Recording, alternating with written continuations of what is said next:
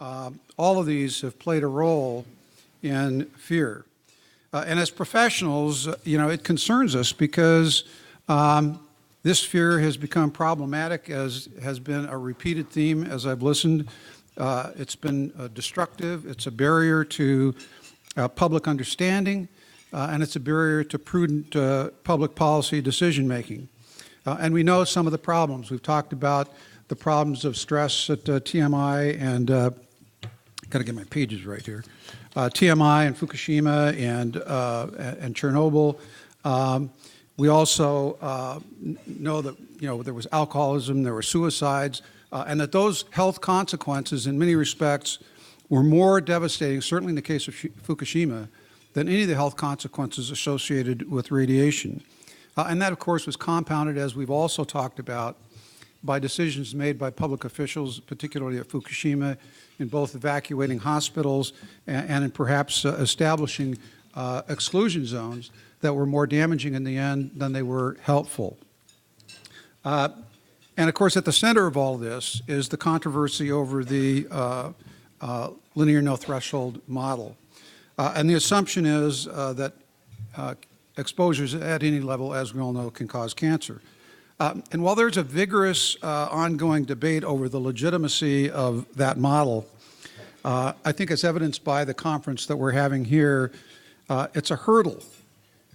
It's a hurdle to rationalizing public fear and radiation protection standards because it argues there's no safe level. And when you think about saying there's no safe level and interpreting the LNT in that way, there are really two things that can mean, and they don't mean the same thing. It can mean, on the one hand, there's no safe level because we know that radiation at very low levels will cause cancer, some cancer. Or it can mean we're going to be prudent, we're going to regulate as if it does what we really don't know. And the difference between saying that we know and saying that we don't know is a huge difference in terms of the way that that model is presented to the public and the way it's understood by the public. Over the years, radiation professionals have struggled with how to reconcile their differences over the LNT. The question I have is, to what extent can we still seek consensus notwithstanding our differences? Can we accept the idea that even with the LNT, there are levels of exposure so low that they should not be a matter of public concern? And I think perhaps I was not here Monday, but I heard about the classic question, somebody knocks at your door, what level would you be willing to leave your house? That could be the most important question asked at this whole conference, because it said that no matter which side of this issue you're on, there's pretty wide agreement that at low levels, the risks are so low, they aren't high enough to be matters of serious concern. In 1985, there was a 2-day workshop held in Washington, D.C., many of you referred to this, by radiation professionals who were exploring this question. They asked, from a legal standpoint, the EPA was there, some famous, Alvin Weinberg was there. They spent a 2-day conference groping with this question. How do we deal with the low levels, knowing that the risks are very small? And what came out of that was a long report that suggested that we adopt the functional equivalent of a de minimis standard. And within the regulatory community, that became BRC because nobody wanted to use the word de minimis. Well, there was a lot of history here, but the bottom line is that effort, an effort, by the way, as I understand it, that was initiated not because professionals like the ICRP and the NCRP came in and said, this is what you should do. It was regulated because Congress said to the NRC, you should look at this, which is the first mistake. The notion was ultimately withdrawn by the NRC in 1993 because anti-nuclear lobbyists rallied and they leveled the unrelenting mantra, there is no safe dose, and there was an inability to respond to that, and so it was dropped. The accepted view today, and I think you heard it this morning, is that in the aftermath of that experience, unless the LNT assumption is rejected, there will be little progress made in making radiation protection standards and the full perception, the public perception of radiation risk more realistic. Now, I'm going to suggest we re-ask that question and step back and maybe ask it in a different way. And I think the place to start is by rethinking this whole question of public fear. I'm going to tell a few stories. It's going to be old news, but just bear with me. To what extent have the public fears been hyped and exploited by fear-mongering ideologues, and what might that tell us? Now, Alan just talked about the difference between a scientist and an advocate. An advocate is a person who says, I know where I want to get, and I'm going to marshal the arguments I can use to get there. And that's what we've been dealing with. People who know where they want to get, and they say, what's the argument that's going to get me there? And fear of radiation is an argument. So we saw that in the fallout debates in the 1950s and 60s. Controversy over nuclear power, which followed, became shortly afterward during the 1970s. Both of those were a cause and were part of the legacy that has led to this situation of fear that we now live with.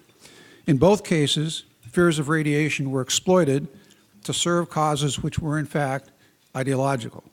In the first, fear of fallout was used to mobilize opposition to nuclear weapons, while highly credible scientists argued both sides of the radiation issue, and there were hearings in 1957, 1958, and scientists from both sides came in, and both sides gave these impassioned arguments. It's really unsafe, it's really safe.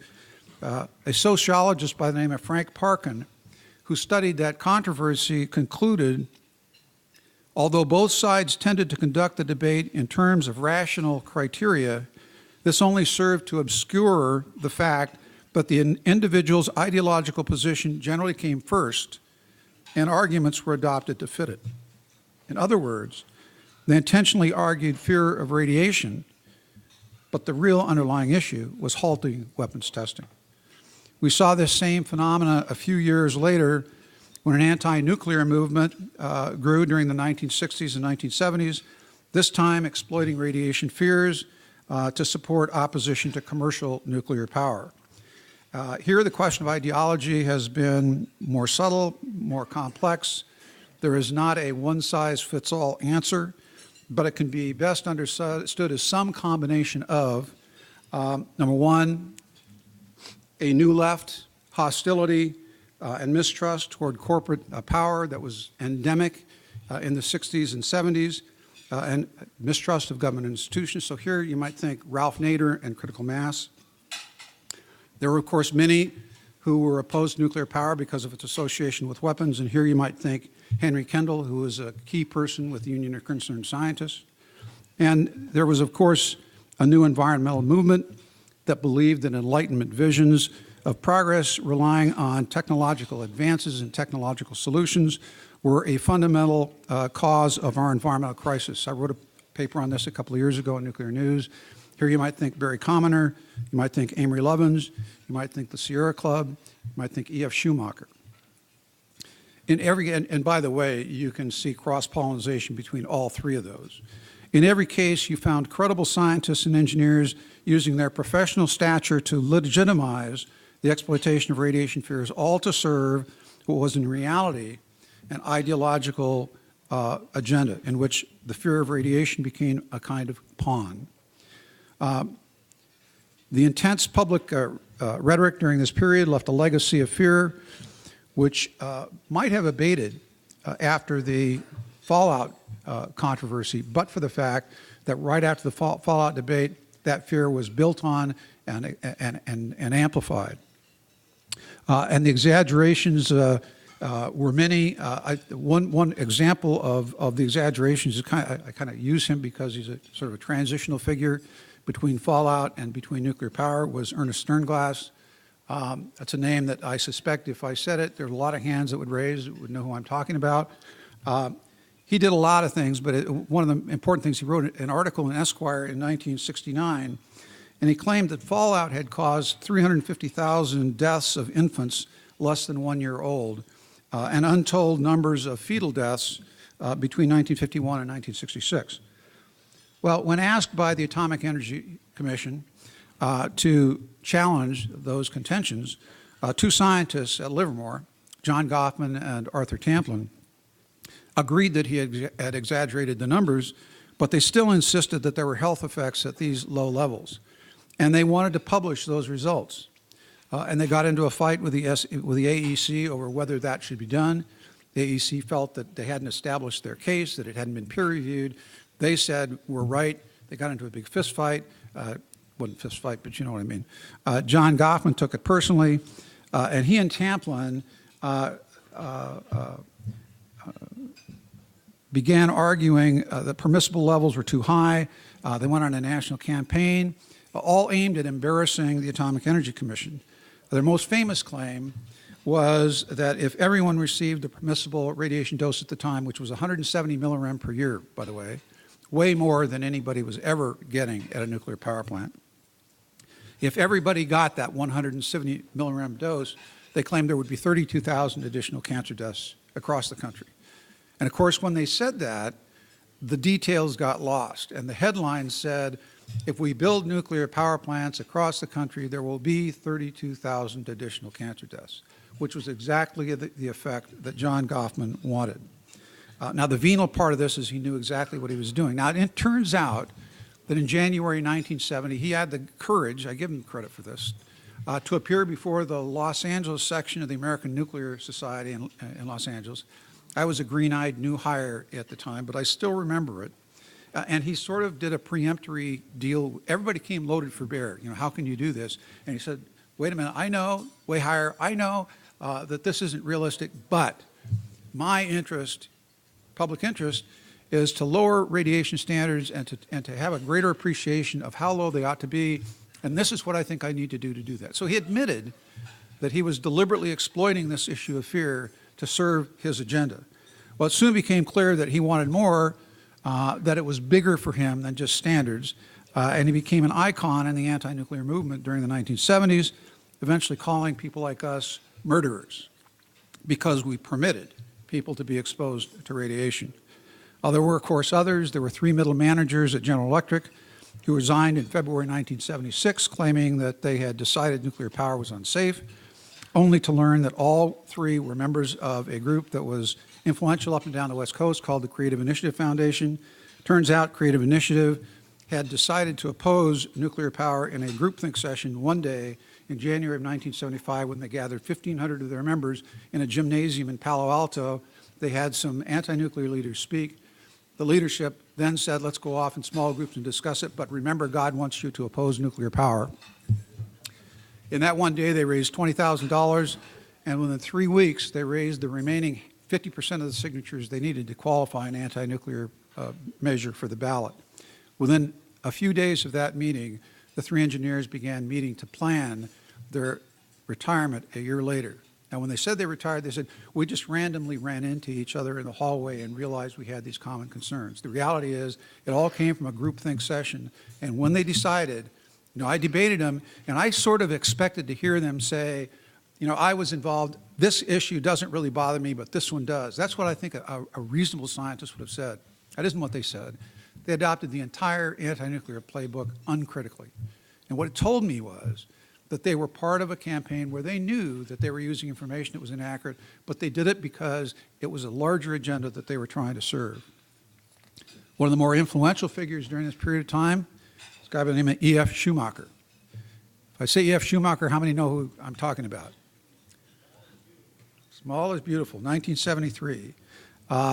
He was a chief economist, advisor to the British Coal Board from 1950 to 1970. He traveled widely in third world countries, serving as an economic advisor to Burma in 1955 and later as an advisor to the India Planning Commission. His firsthand exposure to conditions in these countries led him to believe at first that advanced technologies were being imposed in destructive ways on underdeveloped countries whose economies and cultures were not equipped to handle it. And so he founded what was called the Appropriate Technology Movement. I expect most of us here would raise our hands and say, we agree with that. That was a proper thing to do. But much more problematic, he saw these third world countries as examples of living in harmony with nature and leading more satisfied lives. And so he felt that advanced technologies and everything that came with advanced technologies, the bigness, was dehumanizing, and he called for what was in effect a massive restructuring of our society in developed countries. Now, his impact and influence were huge. Several years later, in the introduction to a subsequent edition of his book, one of the people writing the preface said, "Small is beautiful," became a rallying cry. Politicians yearned to be seen absorbing his wisdom, even if they had little or no intention to do anything about it.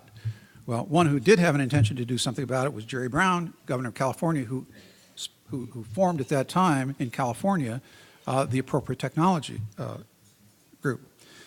We need to understand the context of the times. You know, Schumacher writes this book in 1973. At that time, unlike today, everybody knew nuclear power was the future. All of the arrows and the momentum and the money and the national policy was lined up in the direction of more nuclear power. And for him, that momentum symbolized exactly what he thought was the wrong direction and would have to be stopped if we were going to implement the kind of vision that he had in mind. And so he came on the attack. If you read Small is Beautiful, there's a chapter in there dealing specifically with nuclear power. Now you'd say, why nuclear power? Not coal, just nuclear power. Why? Because it so symbolized this campaign he had to change the basic direction that America was moving. And I'll just give you a few sample quotes to give you an idea of the kind of rhetoric that he used in his book. Of all the changes introduced by mankind into the household of nature, large-scale nuclear fission is undoubtedly the most dangerous and profound. Ionizing radiation has become the most serious agent of pollution of the environment and the greatest threat to man's survival on Earth. It represents an incredible, incomparable, and unique hazard for human life. Nuclear plants are satanic mills. Radiation poses very serious hazards that have already been created, affecting not merely the people alive today, but all future generations. So you say to yourself, well, you know, what about coal, right? Yeah. Well, here's what he had to say about coal. What, after all, is the fouling of the air with smoke compared to pollution of the air, water, and soil with ionizing radiation? We must recognize dimensional differences when we encounter them. Radioactive pollution is an evil of an incomparably greater dimension than anything mankind has known before. Yeah. To hell with all the studies that said compared coal versus nuclear power. As it happens, I worked for Atomics International at the time, and one of the stories in the hallways was about one of the plants that we'd built. I think it was in Ohio. It was a hook on to a coal plant. And this was 1965. It was a demonstration plant. So you had radiation monitors all over the place.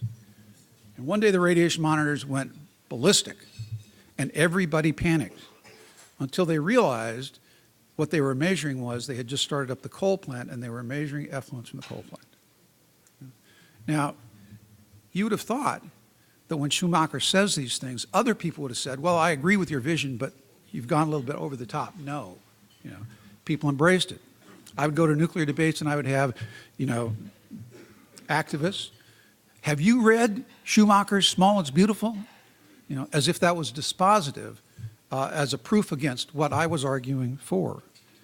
Now, collectively, these credentialed or seemingly credentialed advocates empowered leaders who were less technical. So Ralph Nader, you read his book, he relies on John Goffman. And then you had all these innocent followers, these innocent people that were marching in the streets who were 60s advocates. They believed what Schumacher said because they trusted him more than they trusted scientists who came from the government. The mistrust issue was huge. Journalists felt it. Journalists were very sympathetic to the mistrust issue and to the anti-nuclear movement in a way in this post-60s environment. And so their analyses tended to look at everything through the lens of these anti-nuclear advocates.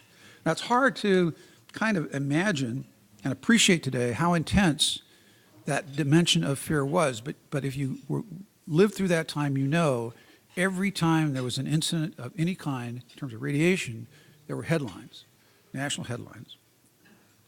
And this is probably highlighted by an event many of you are familiar with at Hanford in 1976.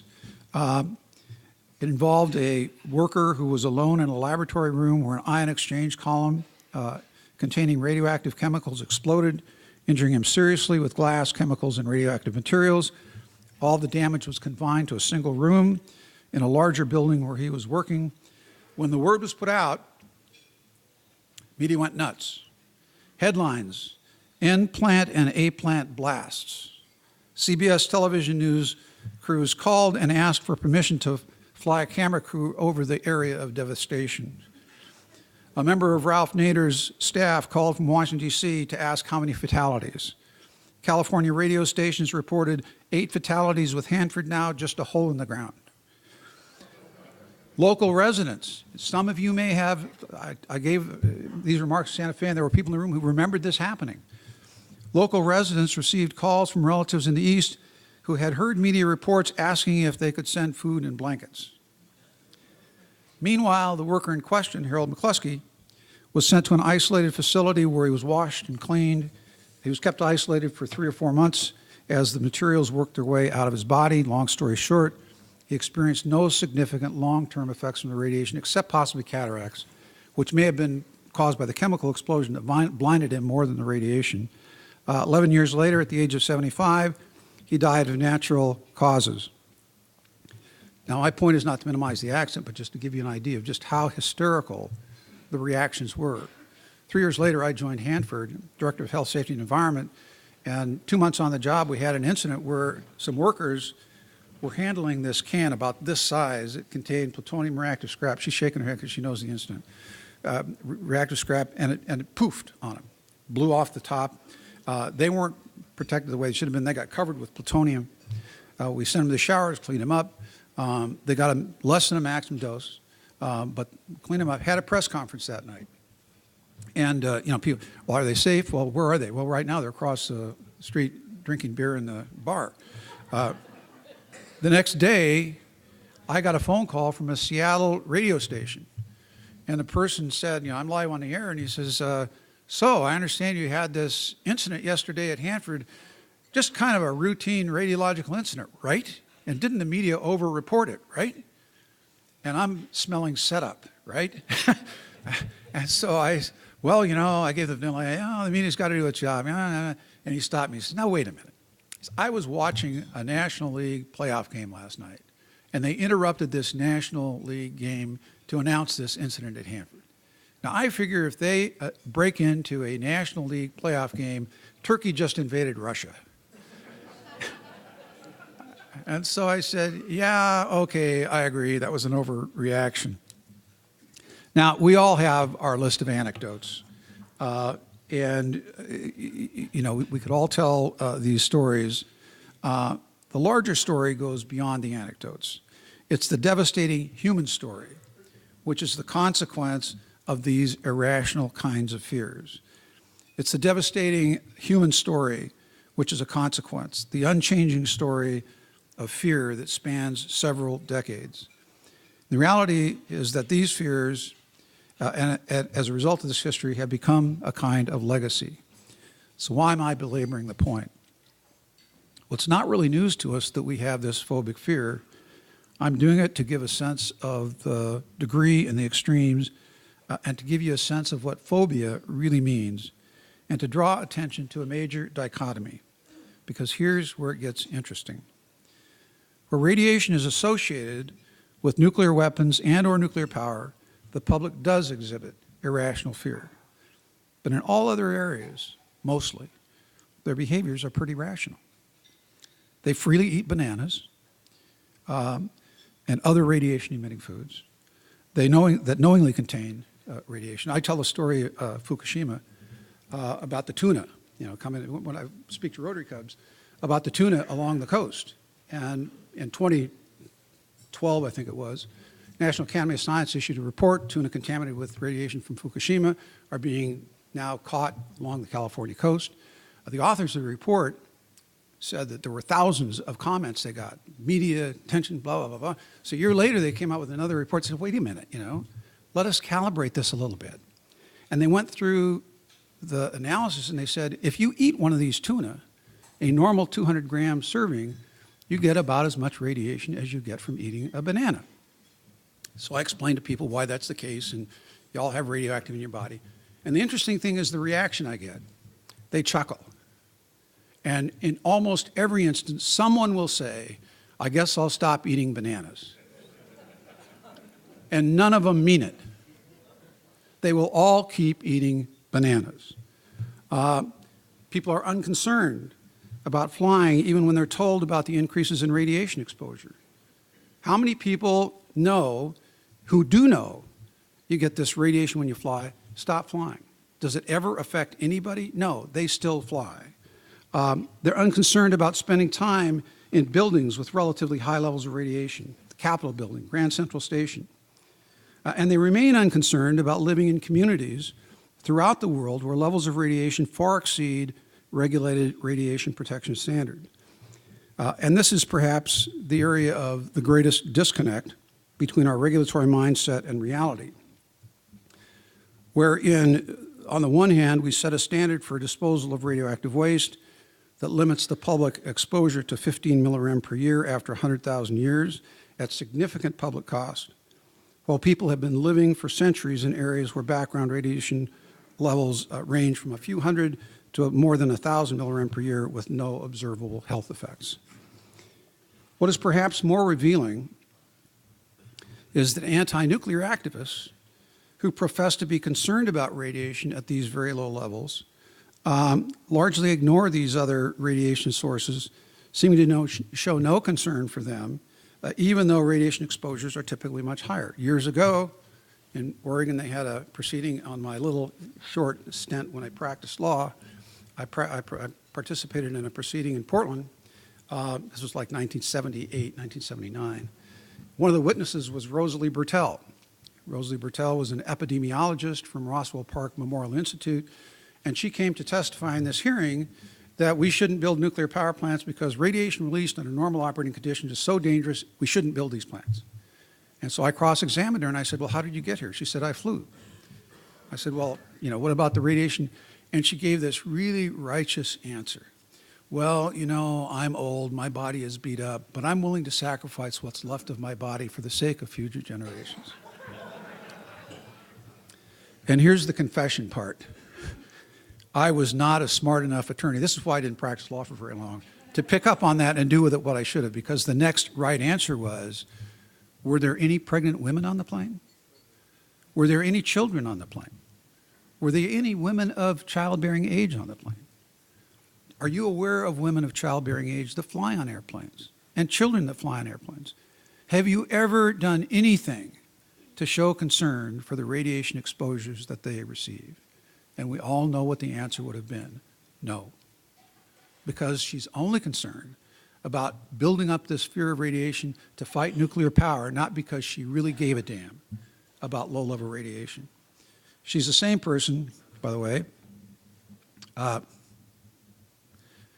who made the claim that 3,800 curies of carbon-14 released from Chalk River in 1986, when multiplying this insignificantly small exposure by 10 billion people and using a man-rem calculation over a 5,000-year period, would cause thousands to hundreds of thousands of cancers. Who in this room actually believes that? Nobody, I suspect. And yet, if you really believe that the LNT is true, that radiation at these very low levels will cause cancers, you have no way to back yourself out of disagreeing with her. The LNT lends itself to those kinds of absurdities if it is not properly communicated and if it is not properly understood. To go back to John Goffman for a moment, one of the most immediate consequences of John Goffman's kind of effort was that the acting chair of the Federal Radiation Council declared in 1970 that while he disagreed with the premises of Goffman's claims, there should be another updated look. This was the first of many Beer reports, by the way. There should be another updated look at the status of low-level radiation. And it led to the Beer Committee report that was released in 1972. Their recommendations in context were kind of unremarkable. They did come out with the ALARA. The whole concept of ALARA came from that Beer report. But certain findings are worth noting. First, it pointed out that the sources of greatest public exposure to radiation were natural background and medical uses, which by themselves represented 90% of the total man-made radiation dose to which the U.S. population was exposed, and 35% from all sources. And they said, nuclear power contributed less than 0.5% from all sources of radiation, including natural background. So the question is, we're spending hundreds of billions of dollars to screw down on that exposure from 0.5%. And how much safety are we really contributing by doing that? We use words like prudence and pragmatic. Is that prudent? Is it pragmatic? Paul Slovic at the University of Oregon has been studying this issue of risk for years, and he points to one of many studies. This is a famous study in 1978 by the League of Women Voters. They were asked to rank 30 technologies based on risk, including handguns, mountain climbing, X-rays were on the list, and they concluded, where is my answer? They concluded that nuclear power was more risky than anything else on the list, including mountain climbing. X-rays were on the list, but it was farther down the list, weighed like 22, 23. 3 other studies, basically different groups, showed the same thing. Taken together, there is compelling evidence that the public is willing to accept certain levels of radiation exposure as de minimis, where fear-mongering campaigns have been absent. That perhaps they may have a level of common sense the public is bringing to this conversation that we have somehow missed.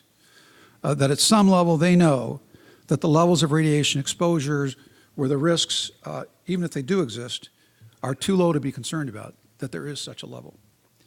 And so perhaps it's time for radiation professionals to take their cue from this intuitive public wisdom and reconsider the concept of de minimis radiation levels, only this time do it right.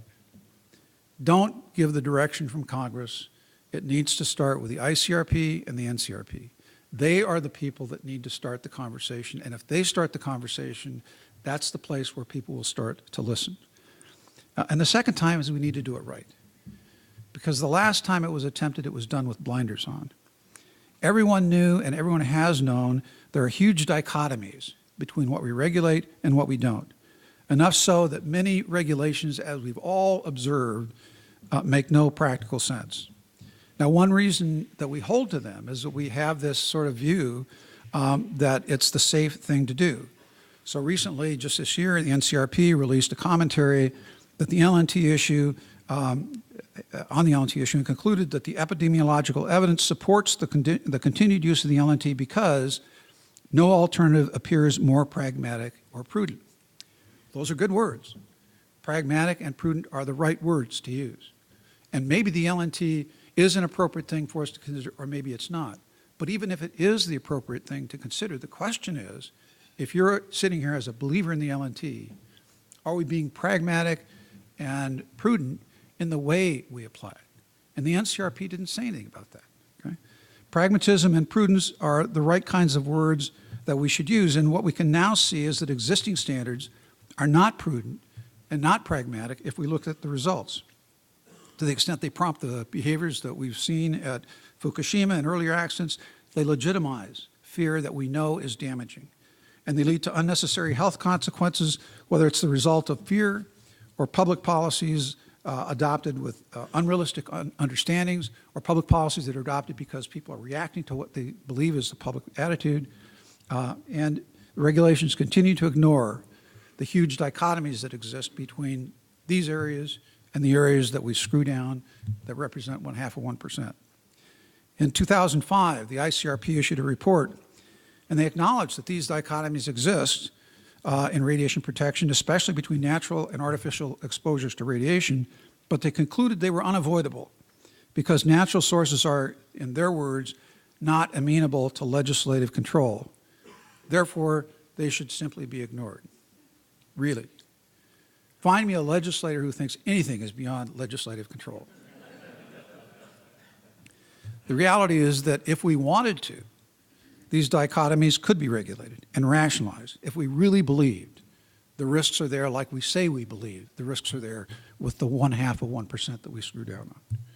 If we really believe the regulatory control concerns we endorse, we would do something about airplanes. Give warnings, fly at lower altitudes, put warnings on tickets like we do with packages of cigarettes. We could put warning signs on buildings You realize when you enter this building, blah, blah, blah, blah, blah, but we don't.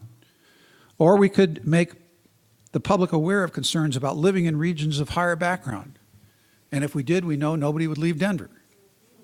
You know, because it's okay. They know, yeah, it's there, but it's below a level that I need to be worried about. But this 1/2 of 1%, I still need to worry about. That's what you call a dichotomy, an unresolved dichotomy in the way we regulate.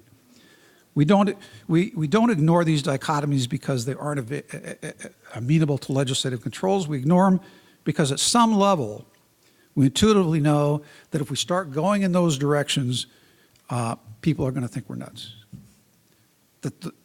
Intuitively, we know we're not going to try to regulate that stuff because we know those risks aren't worth the price and the energy and so forth that it would take to really open up that debate and start. Can you imagine trying to regulate airplane flights? Can you imagine the fist fight you're going to run into? And yet, over here, we still do this.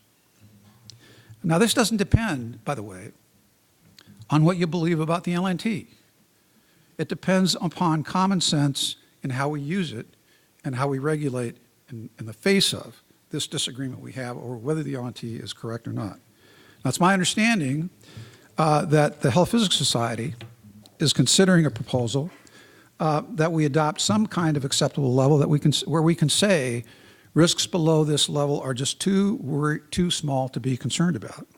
In other words, a de minimis level. That doesn't mean anybody is conceding a threshold.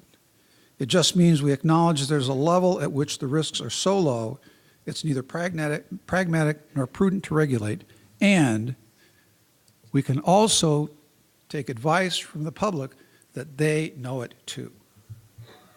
Yeah. When you talk about phobic fear of radiation, it's a little bit like racism. It has to be taught, you know.